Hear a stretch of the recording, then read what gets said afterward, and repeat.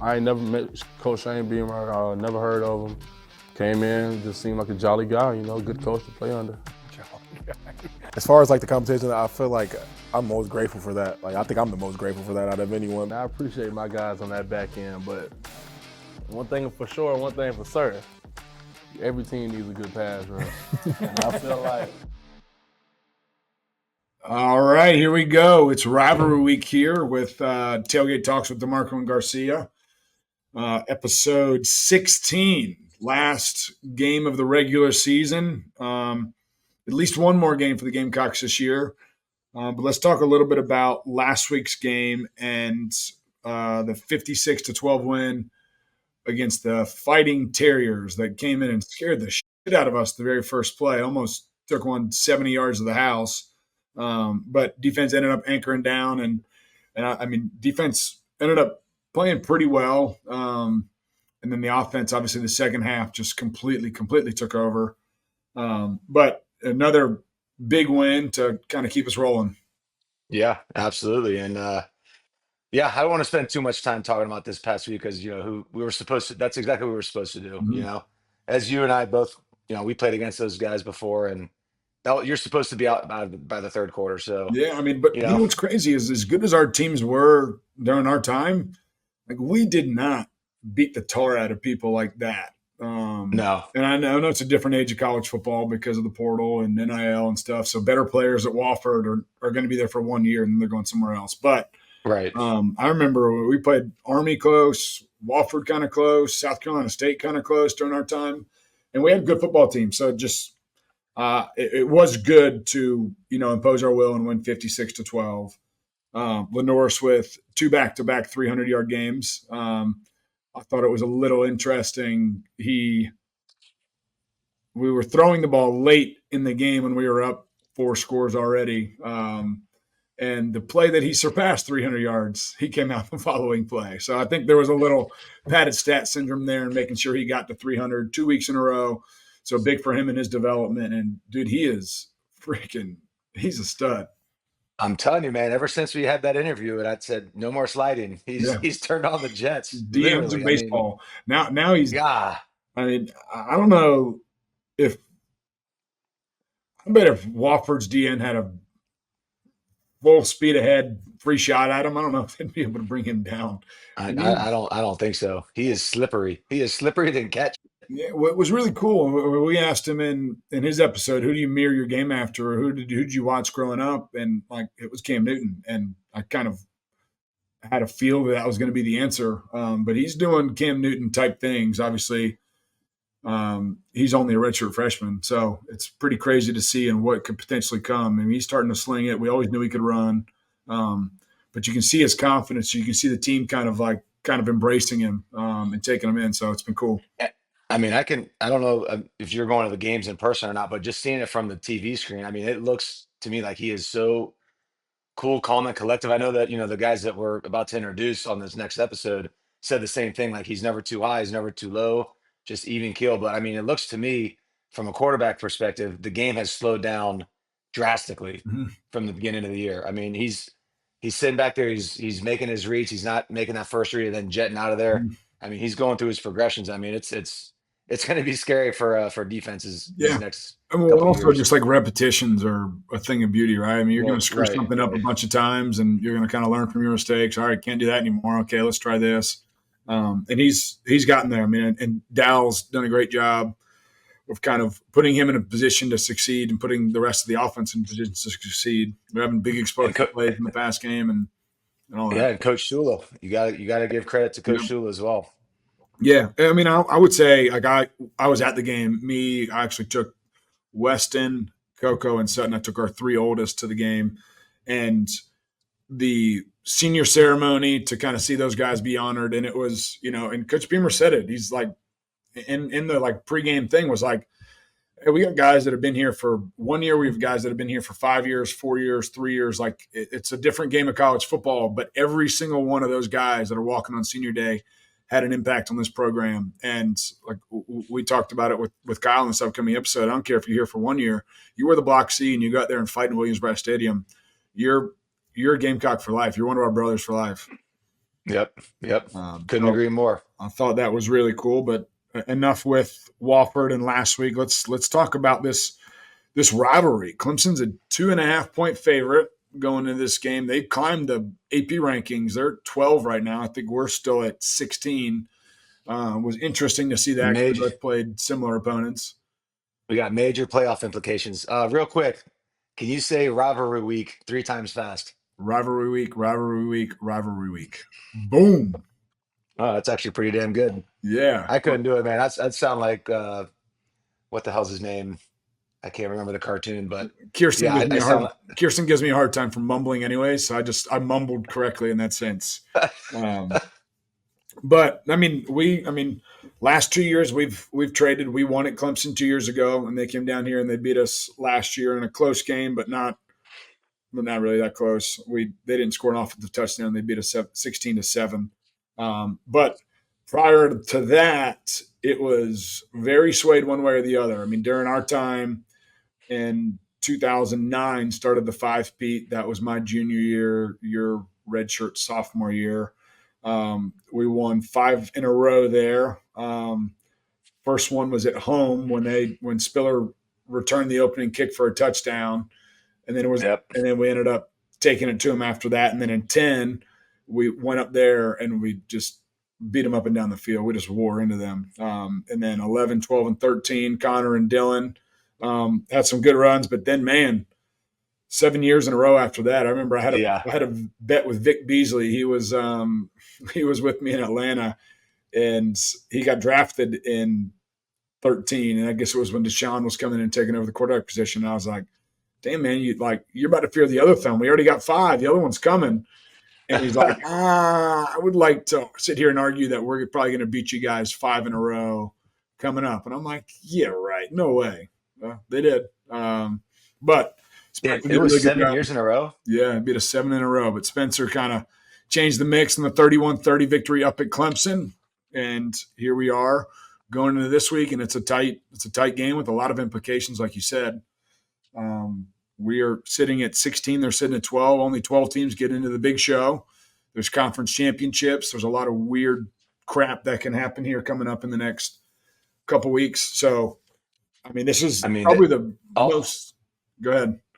No, I think you're about to say what I was about to say, man. This is going to be one of the most important weeks of college football that there's been in a long time. I mean, with the amount of – I love the 12-team expansion. I'm a huge fan of it. Mm-hmm. I think there's going to be some Cinderella stories.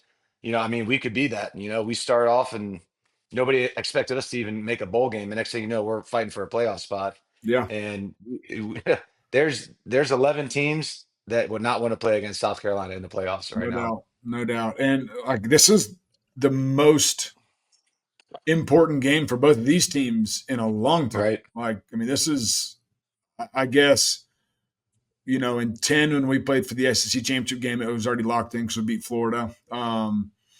But the ACC, SEC championship games, there was really no impact in this matchup. It was always just more of a pride thing. But this game could decide if, Clemson or Carolina gets into potentially the show. So you got to think though, if whoever wins, do you think makes the playoffs? I think and I wanted to talk to you about this off air, but I think doing it right now, if we beat their ass, I think we jump and I think we get in. I think we jump them, but I still think stuff has to happen. I think but if we convincingly beat their ass, it's by a couple scores at in Clemson, you don't think that it puts us at 12 or 13 for sure. And it's just kind of how the straws are picked. I think if Clemson beats us, which I don't think is going to happen, but I think that definitely weighs more towards them and them almost automatically. Yeah. I think you're right on that. I think this is going to be a knockdown, drag out fight. Two teams that are playing pretty good football right now. We've won 5 in a row. They're 4-1 in their last 5.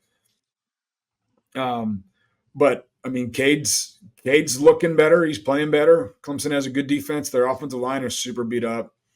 So I would say they're probably going to lean away from dropping back 5 to 7 step drops and trying to sling it all over the place with Kennard and Dylan Stewart and TJ and Tonka and Boogie and every guy that sacks everybody for Carolina's defense.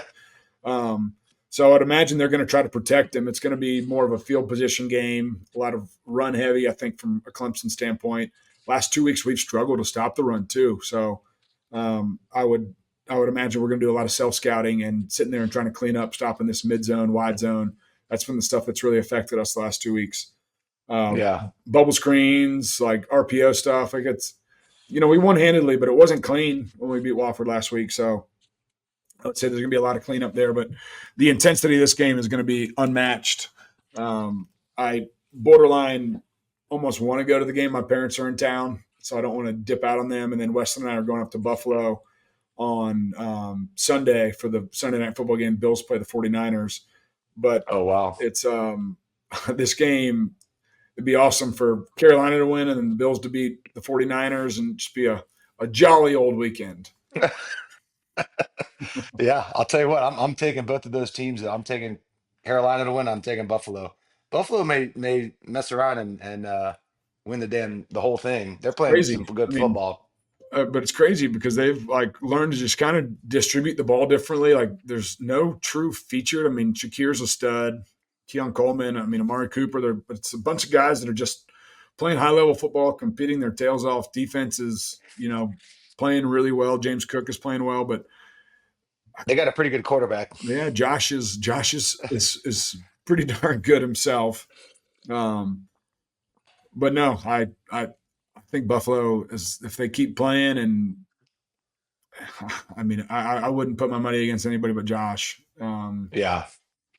And put the ball in his hand in the last drive, the guy's going to make something happen. He's very Lenore-esque too. I was about to say Lenore is a guy that I'm not betting against right now, no matter what. I just the way he's playing, as confident as he's playing.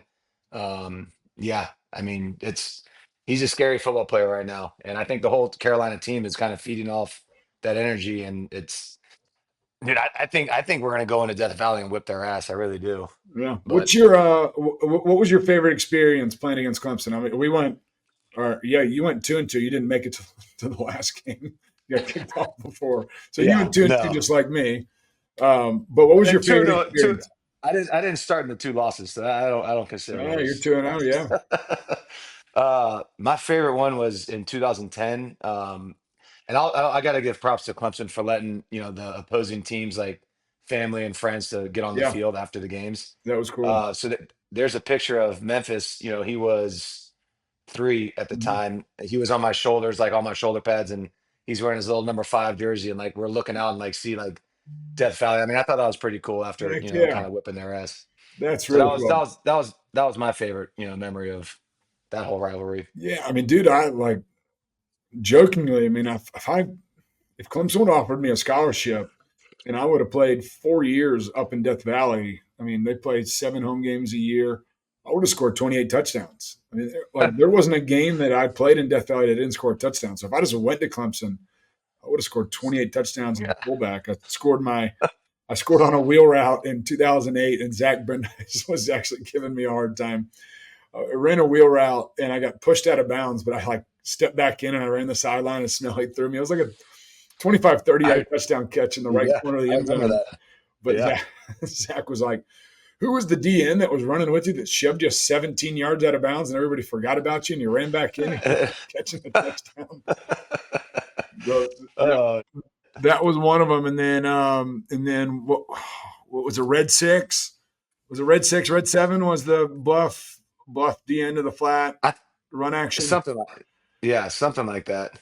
I can't remember, but yeah, it was a little bootleg deal, and you slipped out and scored the week before against Troy on that same play to the left side, and then we ran it to the right side against Clemson. And there was Tommy Galt. He probably doesn't listen to the show, but he was one of the GAs or analysts during that time. But he always made fun of me. I didn't score many touchdowns at Carolina, and there was not one where I stayed on my feet when I got in the end zone. I was on my back rolling around somehow on the ground after a touchdown.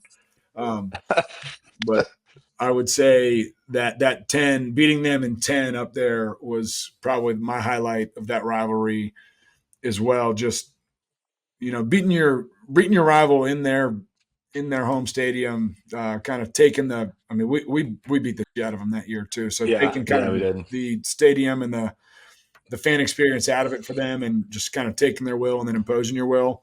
I see. I mean, I see a lot of what we had during our time playing here. That fight, that grind flew Yeah. two spoons. I see that in this team. Yeah, for sure. So I expect us to go up there with our hair on fire, and I expect Coach Beamer to have these guys motivated. Dow, Clayton White. I mean, I think they're going to have their best plan of the year, and Well, you can bet your ass that Clemson's going to have their best game plan of the year as well. yeah, I agree. It's So everybody elevates for this game. Yeah, I'm excited about it. This game definitely means more to both teams than it has meant in a while. Mm-hmm. So yeah, it's gonna. I mean, with the playoff implications, this is gonna be a badass game to watch. Yeah. Well, these two guys that we were interviewed this week that are going to be on this show are going to have a big impact on this game. Sanders and Kyle Kennard. Kyle had another sack this past week, so he's 2.5 shy of breaking Jadavion's record. Which, I mean, if Clemson dares to drop back and try to sling it all over the place, it's definitely in play. But dude, what joys! Two jolly old guys.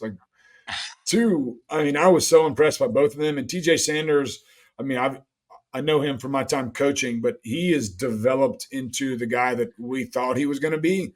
He was immature his first few years, kind of like, not that he was a troublemaker, but he was late to stuff. He wasn't always on time and stuff like that. But man, he's grown up a boatload and playing really good football. He's going to have a stellar career here in the NFL coming up. And then Kyle Kennard transferring in from Georgia Tech after 4 years there. We talked about his recruiting process and why he wanted to come here. He has 2 young kids that he kind of, is a part of the process and why he wanted to come to Carolina and be close to home. They're still in Atlanta. But 2 awesome human beings that represent this program the right way. Yeah, no question. And I'll tell you what, Kyle's got some. He's got some firsthand knowledge of playing against Clemson. So hopefully, I'm hoping that he gets those 2.5 sacks and breaks that record. That's a hell of a story. That's a hell of a record to break too. Heck yeah. And then, I mean, all the awards he's up for, he just got nominated for another one. I don't know what it was, but he's up for the Lombardi, and I want to say another one just got announced. So he's come in here and he's been a difference maker on the field, in the locker room, in the community. He's done it the right way. And I'm super thankful that he's a Gamecock, and he's a Gamecock through and through in my heart. Yeah, absolutely. As you talked to him about that, in person during the episode, you said it doesn't matter if you're, play 1 year or if you play 5 years, 3 years, whatever it is. You put on that helmet, that block C, you're a Gamecock for life, and that's whether you get kicked off the team or not, you're still a Gamecock somehow or another. Yeah, and then we joked off there. He is finishing his undergrad at South Carolina. So he did 4 years at Georgia Tech, which the average SAT score to get in at Georgia Tech out of 1,600 is a 1550. Jesus. And he's getting his diploma from the University of South Carolina. I mean, forever to thee, baby. But man, my diploma would mean a lot more if it was from Georgia Tech. Yeah, that's a valid point. Valid point. But no, this is a really fun episode. I'm excited to highlight both of these guys. They both, I think, they've done a lot of interview and a lot of media stuff the last couple weeks with just how they're playing and kind of draft stock rising. And when we got off there, it was really cool to see, like, they were like, man, that was fun. Like, that was a fun interview. It's good to kind of, shoot the breeze with you guys, and it's a laid back environment. And that's what we're trying to do here at Tailgate Talks. We're not trying to be, all the news anchors, this and that, and the beat writers everywhere. We want these guys to share their stories and be vulnerable and be open and honest, and also give you insight that you don't get anywhere else. And I feel like we're doing that. Everybody here in Columbia loves the show, and I'm sure you're hearing it a bunch too on social media. But yeah, absolutely. I mean, that's like you said. It's a podcast to kind of let your hair down, so to speak. Yeah, just say what you want to say. This is like you're always drinking a beer, but it's more of a laid back environment where if I wanted to drink a beer, at 10 o'clock on a Monday, I could. But I choose not to. It might be a little too late for a beer right now. It's a lifestyle. But yeah, I mean, and I tell you what, man, letting these guys kind of like, God knows how many times they had to edit, Melvin's episode. But Dakota's good at that. He can blurt out all the words and, okay. Cheers. Oh, man. Well, hope you guys enjoy this episode. Hope everybody has a great Thanksgiving. And I hope we beat the out of Clemson. There it is. Yes. We got to, man. We got to somehow or another sneak into the playoffs. And I think if we beat their ass, I think we got a good shot. Yep. Hope everyone enjoys this episode with DiMarco and Garcia on Tailgate Talks with Kyle and TJ. First off, fellas, appreciate you guys taking the time to meet with me and Steven. You guys have heard a little bit about our show. You've seen clips, but we really just want to highlight you guys and what you've done so far this season, highlight the team. Excited to dive in with you guys, but congrats on a heck of a season so far, collectively as a team. Chance to win 9 games, bowl game aspirations. Hopefully we can get in the playoff. It'd be pretty badass. But also personally, you guys are both balling out there. It's been fun to watch. As a fan, as a former player here, it means a lot to watch you guys play the right way, play hard, and everything that you guys embody and what Coach Beamer embodies. It's kind of what we played for and played with back in the day. So appreciate you guys taking the time. Yeah, man, absolutely. I got a question real quick, man. Like, what do you think is the difference between this year and years past? TJ, I guess more so for you, since you're kind of the, I guess, quote unquote old head. What do you contribute the success this year compared to years past? Well, we've been running the same defense about 4 years, so honestly, I think it just come down to like the things we've all been through. We've all been battle tested. Things in the past may not have gone our way, but I just feel like the seniors we got all coming back together for this year right here. I just feel like we all had like a way better understanding of the scheme and everything that we're running, and should have been on display all season. Yeah, I mean, it definitely looks like that. Kyle, I mean, what do you see the difference in the program? I mean, is it? I know Coach Beamer's always preaching about culture and all that other stuff, and he was big on that when me and Pat played with him, or for him rather. What do you contribute that to? I just think it's the guys in the locker room. I feel like everywhere I've been, we try to win games. I feel like everybody trying to win games. But here, I feel like we've been more serious about winning than previous teams that I played on years past. And as long with the guys in the locker room, the coaches and the leadership, I feel like that's been a big testament or change to what's been going on this season. I feel like we got good leaders. So the mesh between the players and the leaders that we have, it's kind of limit for us. We talked with Boogie and Luke.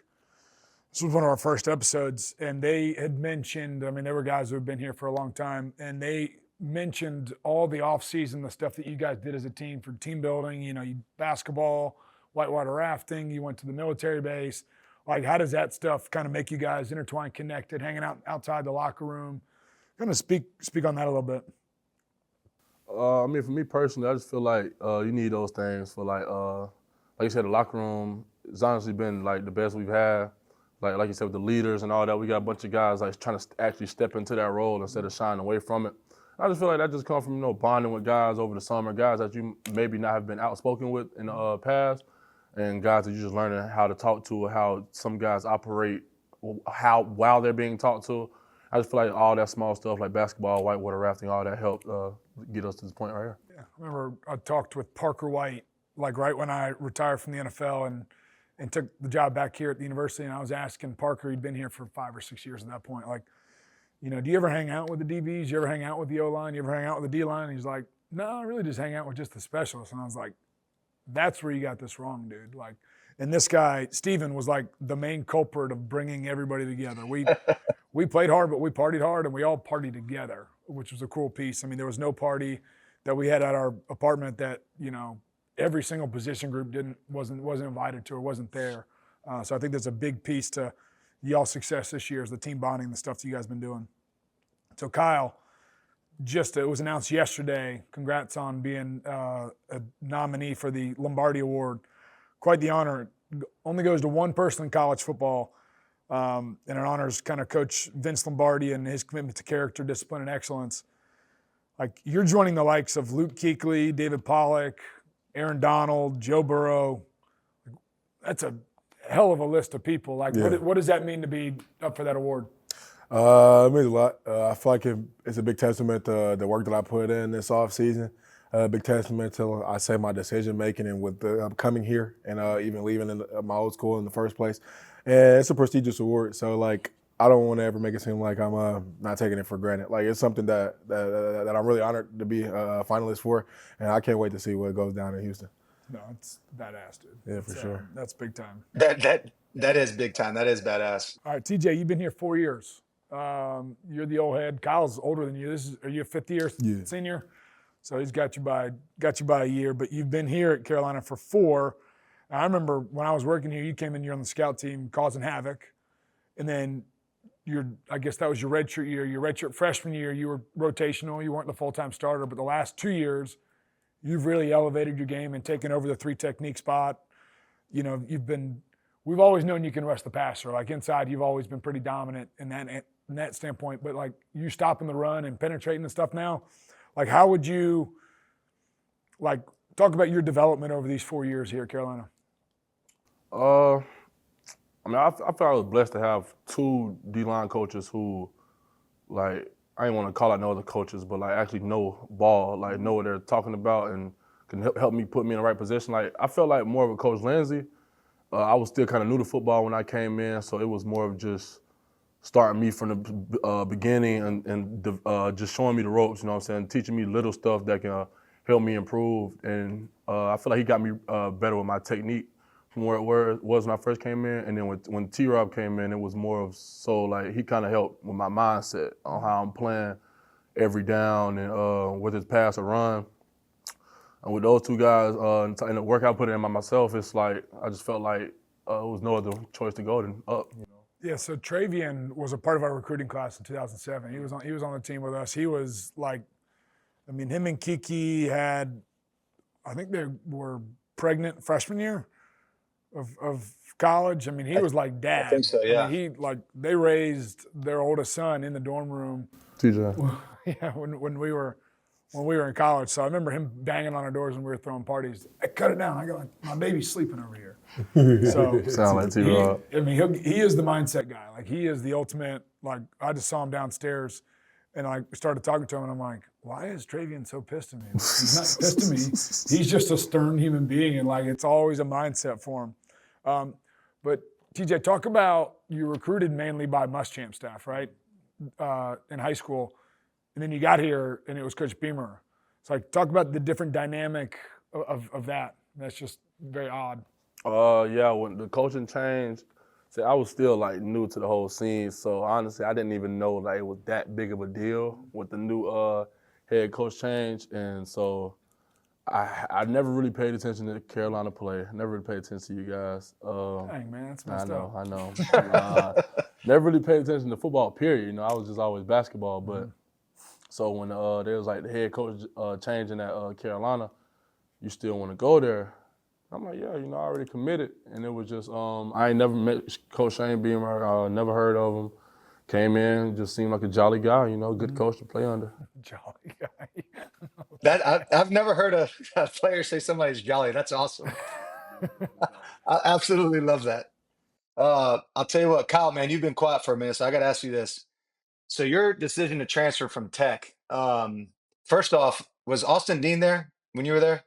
The linebacker? Yeah. Yeah. He's a jolly guy, huh? Yeah, man. He's a hard-nosed jolly guy. Golly. So he actually trained with me in Tampa. His brother was one of the first kids I ever trained at quarterback. He went to Harvard. Then also, huh? I don't want to say it wrong. What school did he come from? Harvard. Harvard. Sorry, yeah. Smart guy. Yeah. But Austin came from Rutgers. But yeah, so like Jaredu was there as well, right? Byron Jaredu? Oh, yep. Yeah, and you had Byron here for 2 years. That's my guy. Yep. He played with Pat and I. But you know, talking about your transfer from Georgia Tech, you know, what was the reasoning? And second part of that question is why South Carolina? I feel like it was a couple of different reasons, but the most important reasons why I decided to ultimately leave Georgia Tech was I feel like I wanted to do my last year on a bigger stage to increase my value for professional opportunities, and that's one thing. And I also, in leaving, I wanted to go somewhere that wasn't too far. I have 2 kids, 2 sons, and they live in Atlanta. So I wanted to go somewhere that wasn't far that they could commute and come to my games, and I could go back when we had a break. And then, yeah, those probably were the 2 most important things. Like I just wanted my name to be recognized on the national stage. I feel like I had a decent season at Georgia Tech, and I feel like if I did that elsewhere, then the sky would be the limit for me. Yeah, I mean, yeah, I think you're having a pretty decent a decent season this so far this year. What can you kind of explain? Because I'm genuinely curious about this from a defensive side standpoint. How different is the ACC as a conference compared to the SEC? Uh, Without throwing too much shade. yeah, that's always a joke I've been getting since I get here. The whole this ain't the ACC kind of thing. But I say maybe the seriousness of the whole game. I say like here in the SEC, like the fans are more. They live, breathe, and die winning and winning games and championships. And I'd say that we focused on that at my other school, but it's probably more serious down here in the Southeastern Conference for sure. Yeah, there's a lot more jolly folks in the ACC. Yeah, for sure. All right. Well, speaking on the transfer portal, I mean, I would imagine you probably had opportunities to leave here going into last year or even going professionally. Why'd you come back and do your 4th year here at Carolina? I mean, NIL, transfer portal. I mean, these are the new age of college football. So tell us why you stayed here and, passed on the opportunity not only go professionally, but maybe go somewhere else. About going to another school, yeah, I had schools, talking about NIL and things they could do for me out there. But it was more so like I wasn't really thinking about the money. It was like I'm gonna get paid next year whenever I get drafted. But as far as NIL, I was like I might as well finish where I started. Carolina was my first offer coming out of high school. I chose them because they was the first school to believe in me. So I thought, why not finish it? And as far as the NFL, I figured I had to put I always told myself, in the SEC, you do 2 good years, you should be straight. And I told myself the last one was the first good one. I got to come back next year and do another good year. Yeah, and you're doing that, dude. It's been fun to watch you guys out there competing. Both of you guys kind of brought that up, and I think it's a lost art in college football because, like, as humans, we want instant gratification and like instant success. So to see both of you guys say, well, like what I'm doing right now is really setting me up for next year when I get to the NFL, the real deal, where that's where all the money's at, which is true. And that's like kind of the mindset as, someone who played professionally and didn't have NIL in college, like it would have been awesome. But keeping the main thing, and the opportunity to go play in the professional level where the money is limitless for you guys at the positions that you're going to play is definitely the right mindset for y'all to have. All right, you kind of spoke on it a little bit with Coach Travian. Both of you guys have 2 awesome position coaches in Travian and Coach Lucas. Tell us about those guys. I mean, Travian played with us at Carolina. Sterling was at NC State while we were here at Carolina, so kind of mirrored over. We actually played them at one point and beat them twice, actually. You got to brighten that up. But tell us about kind of your position coaches, what they've meant to your growth, your mindset, developing you as a player, but also as a human being. One thing my coach always tell me is you're a man first. Handle your business when it's put out there. You know what I'm saying? Don't push back with anything. Just get it done. I just feel like the same kind of mindset I took on the field. Just no holes. Just go out there and do my job, play fast. I just feel like really it's the lessons he tried to instill in us is like more so on life, but we can also use it on the football field, which is why I feel like it's most effective. Translatable, yeah. I feel like for me, whenever I'm asked about Coach Lucas, I always try to give him gratification because I feel like coming here, he modernized my game. Like I got good coaches previous in the past, and I always tell them that. And they did a lot for my game, but I feel like the way Sterling Lucas helped me refine some things that I probably weren't as good at before coming here, I couldn't thank him enough for because it's helped my game tremendously, as we all seeing. And off the field, like this type of guy he is. He cool guy. He tried to be relatable to us because we're younger.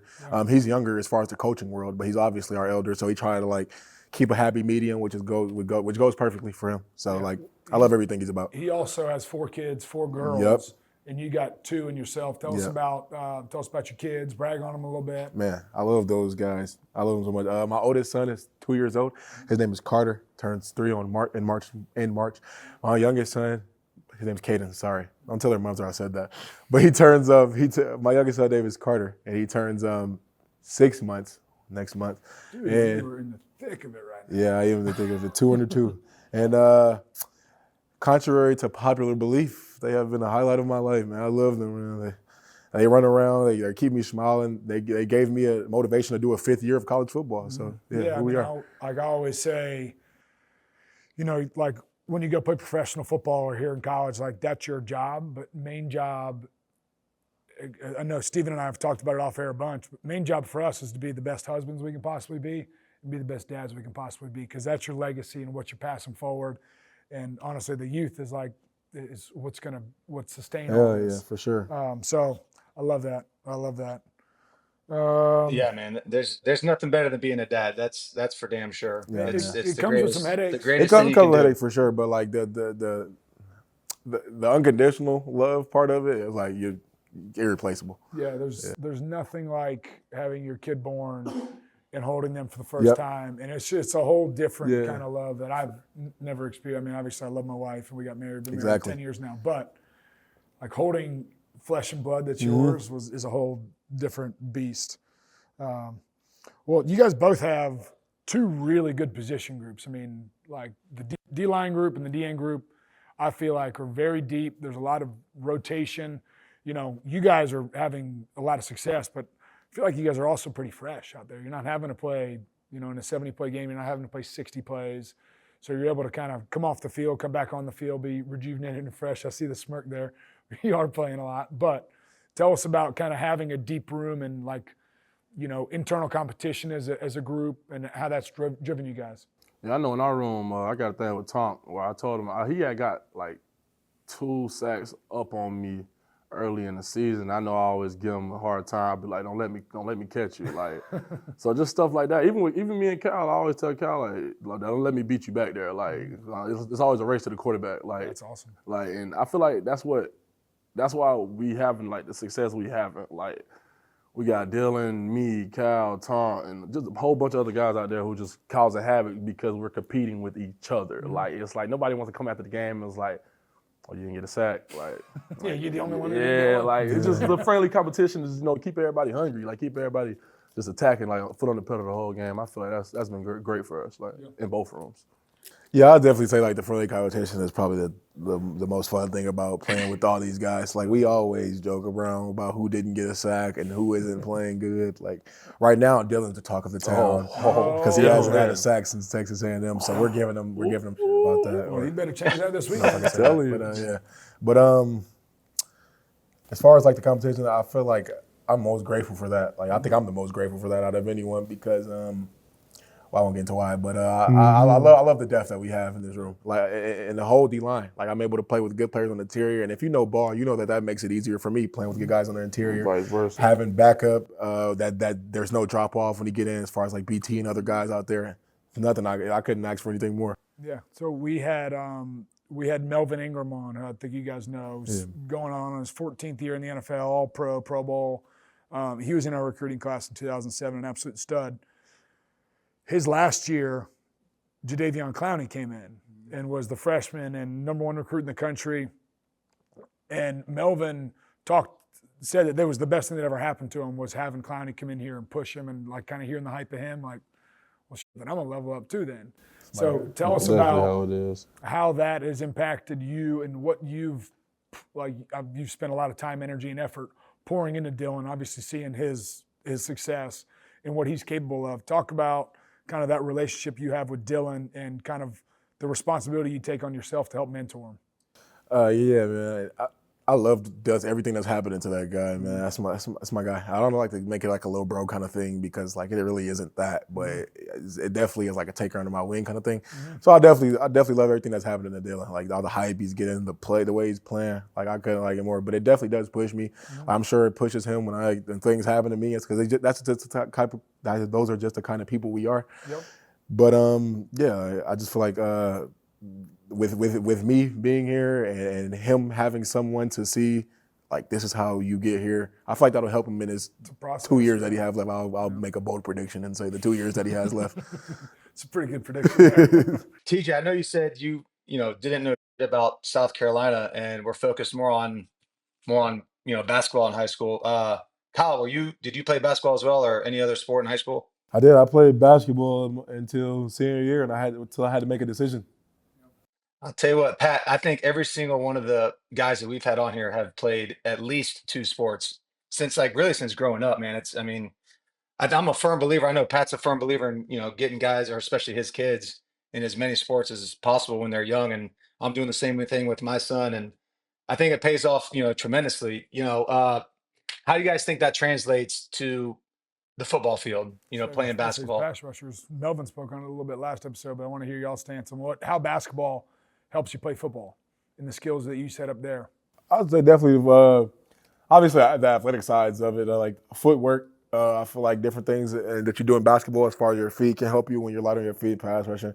Hand-eye coordination, speed, agility, even at a big size, like taller centers in the NBA and stuff like that. So like things of that nature can help you be a better athlete on the field for sure. See, I always kind of look at pass rushing as me just dribbling. I used to always think like I'm setting them up this way, cross back this way. So that's kind of how I set up a lot of my moves. I'm more of like a swipe guy. So a lot of my swipes, I just be envisioning myself just crossing. So it's basically like that's just my point of view, how I connect the two. And definitely the footwork, everything that he said. But just envisioning, I ain't gonna lie, that's how I've been playing a little minute. And just envisioning myself playing basketball when I rush, I just get by the man in front of me. Yep. Heard that before. It. All right, you two play one-on-one basketball. Who'd win? Everybody knows. I feel like it's not a question. Everybody knows. Everybody might have to line this thing up one of these days. Y'all don't want to get us going competition. We'll be here all day. All right, well, Kyle, you're creeping up on something pretty cool. I mean, Clowney has the single-season sack record here at Carolina at 13 or 13 and a half, and you're at 10 and a half right now. Coming in here in just your 1 year and potentially accomplishing these goals, like what would that mean to you to come in here and do that? And two, like just from our 45-minute conversation, I know that doesn't wire you. You're wired to do it because, team aspect, but it also is good to get some personal recognition along the way too. So tell us about what it would mean to, potentially surpass Connie's sack record here at South Carolina. I came here this past January. It's only been one season, so like to do something like that and just my one season of being here, kind of make you feel like you mean something to the place that you were at. Like you won't be like easily forgotten as like when I'm talked about. It won't just be like, oh, Kyle Kennard, the transfer that came from Georgia Tech. It'll be like, oh, you talking about Kyle Kennard, the guy who came and broke Clowney's record, won the Lombard, like God forbid, and stuff like that. So I feel like it helps when you're talking legacy, things like that. Like I might bring my kids back here, and they see me and stuff like that. So I feel like it helps with things like that, and just the people that I'm trying to figure out how to say this the right way. The people that I met while being recruited and coming here, they told me something, and they told me that we have a plan for you, just like I'm sure they tell everyone. Yep. And to see that it actually manifested, that just makes me trust them a lot more. No, that's big time, and as two guys that played here, graduated from here, like I don't feel like any fan or any former player is like, well, Kyle was only here for 1 year, transferred for 1 year, only had 1 year of service here. Like he can't claim South Carolina. That's you come in here, you put the block C on the garnet black. Yeah, you're one of us, for always and forever. So don't let that ever get in your head. So, question for both of y'all. You guys have both played extremely well, extremely complimentary football, especially defense this year. What's more important in your guys' opinion? Is it like an elite pass rush, or is it the guys in the secondary that are kind of playing well, locking guys up? I mean, what do you guys think? Complimentary. Definitely complimentary, and I appreciate my guys on that back end. But one thing for sure, one thing for certain, every team needs a good pass rush. And I feel I feel like the way we've been pass rushing, and I'm not discrediting none of those guys in the secondary, but the way we've been rushing, I feel like that's just only been, helping those guys in the back. And shoot, same can go for the way they've been covering. I'm pretty sure it's not just 2 seconds and we getting sacks on all our sacks. So there's definitely some coverage sacks out there that I can appreciate my guys for. I can tell you from experience, if there's not a pass rush, those guys are not covering that long. Yeah. When we had Clowney practicing, I mean, I think he practiced. Pat, you were not here, but he practiced, and I think it was like the first or second play. He just, I hate to throw Kyle Nunn under the bus, but he was just blowing past Kyle Nunn, and Coach Spurrier's like, "That's it, Clowney, go sit on the bench, man. You're done practicing." Steven can't even get the damn Practice ball record. off. So, and it's true, man. Like, you guys have been busting ass and carrying the freaking load, man. It's pretty awesome to see, even from a former quarterback seeing it. For sure. Appreciate that. Coming So up, speaking of former quarterback, myself, but how about this guy we got now in Lenorse? I mean, have you guys seen, like, I can see it through the screen, his confidence has skyrocketed over the last couple of weeks. What have you guys seen in the locker room? Like, what has his growth been like over the last, several weeks? One thing about Lenore's, I'm pretty sure I seen a post come out the other day about how he doesn't get like never too high, never too low on himself, and that's like that couldn't be more the truth. Like Lenore's, he threw for he had like a total of 400 yards, like 5 touchdowns, and he came in here with like just the most blandest face on his face, blandest look, like it just didn't faze him, like he's just used to it, And in the games where it was a drive against Alabama after we had just got a turnover, I think he had came out and I think he fumbled. But and I think Alabama may or may not have gotten points from that. But it's just the way he carried himself after that fumble. Like it wasn't like I just messed up, like I just cost us the game, like panicking. Like it was no like just get me this ball back. Like yeah, I f***ed up, but I got y'all. Like and it's just the confidence, like the swagger that he has. Like and honestly I feel like it's been there since last year. Like honestly, last year I feel like he could have played and just done just as well as he's been doing this year. Just the confidence that he has and the way he shows it on the field, definitely been big for us. yeah, I think a lot of it's like as you all get better the more you play. So like obviously the reps and starting out from ODU to where he's doing now. I mean, we had him on like 3 weeks ago, and it's like I could tell the internal confidence that he was starting to like the mojo and stuff he was starting to feel. When he was playing, it was pretty cool. And now to see his last 3-week tear has been awesome. Crazy. And like I think the possibilities are limitless for that kid as long as he kind of stays wired right, and I think he will. And continues to put his best foot forward. All right, let's speak a little bit on the new age college football and NIL, like what it's done for you, not from a financial standpoint, but like how it's helped you grow up, take care of your kids, learn financial literacy. Like it's a big piece. The first time I ever had money in my pocket was when I signed my first contract in the NFL, and I was like, whoa, I don't understand any of this. So kind of speak on how it's helped you grow up and support your family. I'll definitely say it's created avenues for a lot of things as far as like financial literacy, starting with that. Like you gotta know how to save that. You gotta know how to spend it, when to spend it, how to budget it. Taxes are so Because it's like we're young. I mean, we're college. I might be college football old, but I'm a young kid. Seeing a grown man money, like you makes you want to do certain things that you probably shouldn't do with that money. And then like you said, me having 2 kids has created another avenue for me to take care of them, like how I want to. Like I don't have to say things like, "Well, you got to wait until," or like, "Don't worry, it's gonna be better when I get drafted," or stuff like that. Like it's kind of nice now. Yep. So I mean, I'm able to like do more things for my kids, my family. I'm able to and I'm sure a part that has been understated by college athletes is how it is able to help us do things with football right now. So like years past, like, I was here pre-NIL, and like let's just say I had a hard game or something like that. I had to look forward to like the training room and like only the training room. But now we have the means and currency to pay for physical therapy or pay for your own trainer or a massage or something like that. Like before then, money was tighter. You couldn't do stuff like that. Who was it? One of the guys, somebody recently was saying that they spend, it was James Harrison, spends like almost $1 million a year, spend $1 million a year taking care of his body. It's crazy. But, I mean, your best ability is availability. For so sure. if you have the means to spend a little extra to kind of like level up your game, I completely get it. Speak a little bit on your kind of NIL experience and what it's done for you from a growth standpoint. Oh yeah, basically, I always tell my mom when I get to the league, I'm gonna get you back for everything. And shoot, I've been able to, start doing that now. You know what I'm saying? Help her do the little things she got with my brother and my sister. My other brother at App State right now, so he isn't really at the house with them. just helping take care of them, and that's all something I always wanted to do. My mom, who was just hurting us growing up, and honestly, that's been the main thing right now, just helping give back to my family. Both you guys are climbing up the draft board stock pretty fucking rapidly. Um, I mean, you just spoke about you're providing for your family right now, but what is a first round draft money type? What does that bring for you guys, and not only your legacy here, but for your family, and TJ, you just mentioned your mom and your sister and brother. I mean, what does that mean for you guys potentially being first round guys?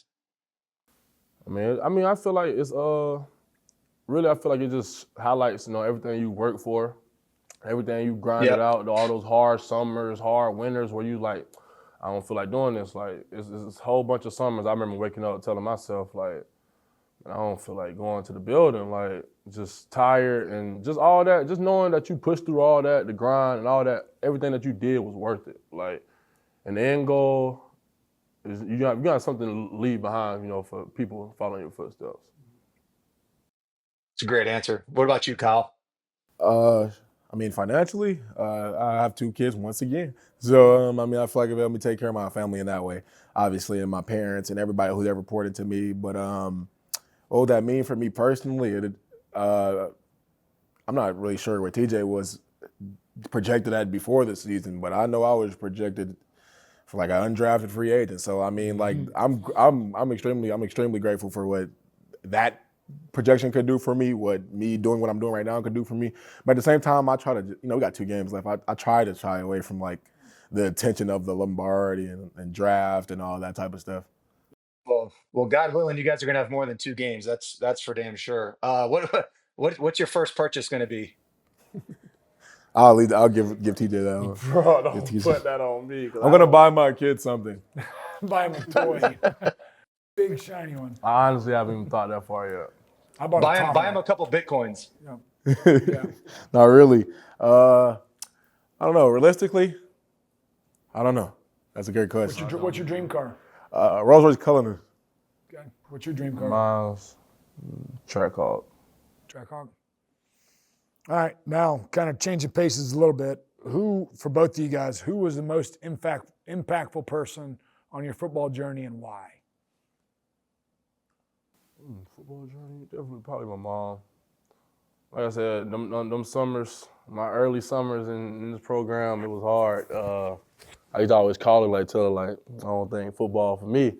Like I said, I was just early. I started late, started in 11th grade, and when I got to college, it was just a whole different beast. And so, honestly, my mom just motivated me, like telling me, like I said earlier, like the end goal is it's gonna be worth it. Just get through these times right here. There's a quote that I read last week. It was from Tom Landry, who's a longtime head coach of the Dallas Cowboys. He said, a champion is someone who chose not to quit when they wanted to. And I remember so many days in the dog days of summer doing summer workouts, fall camp, wanting to hang it up. This ain't for me. I don't want to do this anymore. But kind of having that mindset of like, screw this. I'm going to go get what I want to get. Yeah. So speak on your most impactful person. I guess you might have 2. I'll definitely say my dad, just because of how he was. Like any stories you ever heard of a dad pushing his son crazily, that was my dad. Like anything you could think of. So I feel like it was him. But like recently, it's changed. It's been my kids.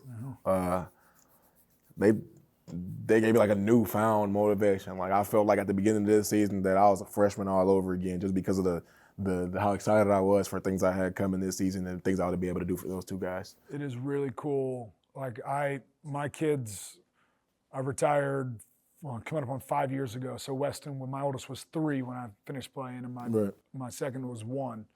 So to have your kids watch you do what you love and play football is like, I wish if I didn't have a neck injury, I would have liked to have played 2 or 3 more years. Yeah. But like having your kids experience it with you, there's nothing like it. I had Kyle Williams, who was a long time, I think he played 12 or 13 years, but he had older kids. And to see his kids, like see him play football at that high level, his kids were like 10 when he was still playing in the NFL. Like it completely changes the game. No, I can definitely believe that. We've been doing a new segment lately, and so you guys are gonna have to think on your toes real quick. It's rapid fire questions on current teammates that you guys have here. Okay. So, So we'll start with TJ. We're going to go back and forth. So if you answer first, if you answer the first question first, then you're going to answer second the next time. So Steven's going to go ahead and ask TJ first. He gonna ask me multiple questions in a row, No, or just just one? one. No, just one. Yep, one of y'all, one each for one. All right, who's the funniest teammate? Shoot, Nick. Nikki. Yeah, Nick funny. Okay, now it's you. Oh, I have to ask the same question. Bam. Bam Martin Scott. Yes. Okay. All right, now to you. Who's the smartest teammate? Kai Kruger. Okay. Tom. Okay. All right, who's the strongest teammate? Nick Barrett. That's good. Yeah. Nick Barrett, for sure. All right. On a different note, who's the slowest teammate? Who's the slowest guy on the team? Not thinking wise, speed wise. Oh, speed wise. Jules. Jules. Oh man, he's slow like that. Damn. I'm on his ass. Who's the sleepiest? Like, who's just dragging ass all the time? Can't stay awake in meetings and I don't know about meetings, but sleep all the time. Jamal. Jamal Weiss. I'm going to say Dilber. Dylan and Gil. Dylan and Gil. Combination there. Coach Spurrier used to make us, like, if you couldn't stay awake in meetings, he made you stand up. Yeah. Still do that. All right, so who's the teammate that you've learned the most from? And you can go to Tech too if you want to here. D-Knight. Okay. Tom.